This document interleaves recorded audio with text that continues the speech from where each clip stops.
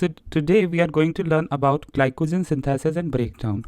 So glycogen is a compact form for storing glucose in our body. It is a source of glucose for our body in times of need.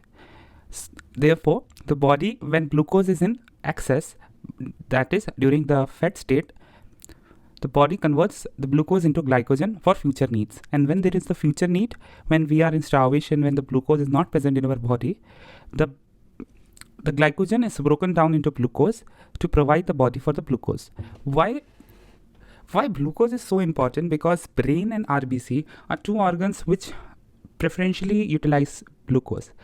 More appropriately, I should say, the brain preferentially utilizes glucose.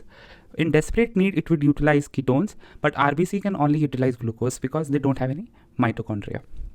So glucose is very important. So glucose is stored as glycogen.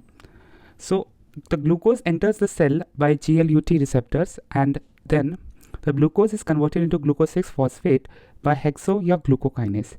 This glucose 6-phosphate is trapped into the cell and it cannot go out without converting into glucose first.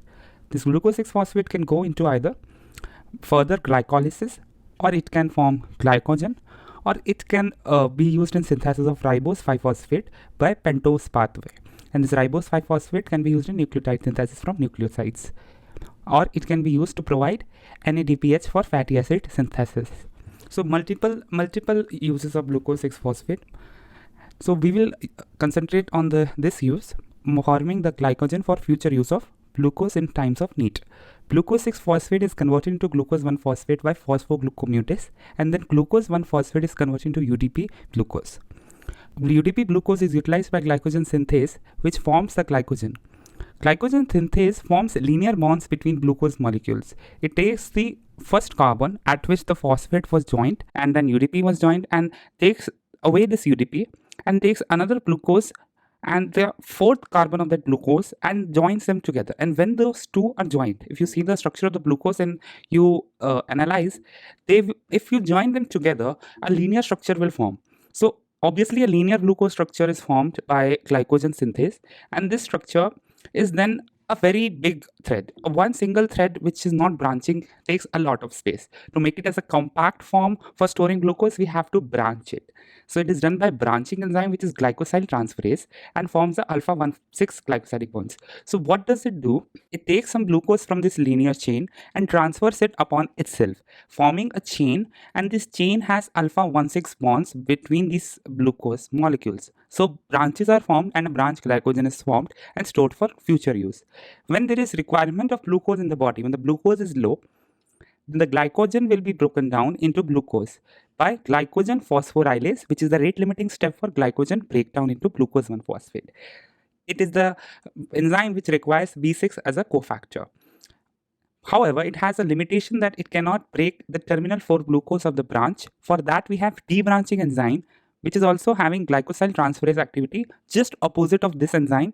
This enzyme takes this glucose branch and joins it to the main thread.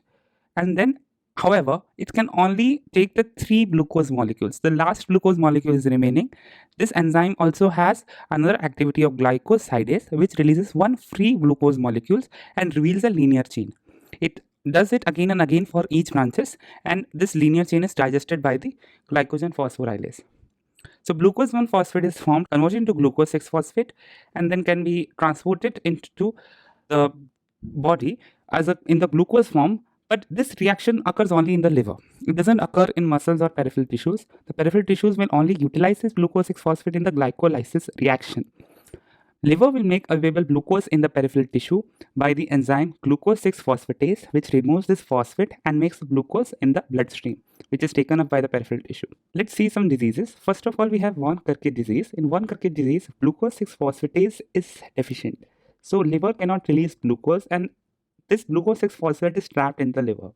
While muscles and peripheral tissue could utilize this glucose 6-phosphate, there is little need for so much glucose 6-phosphate for the liver, because liver is one of the main organ for forming glycogen, and so much glycogen, when it is formed and then broken down, and a lot of glucose 6-phosphate is trapped in the liver, a lot of glucose 6-phosphate will be utilized in the anabolic reactions.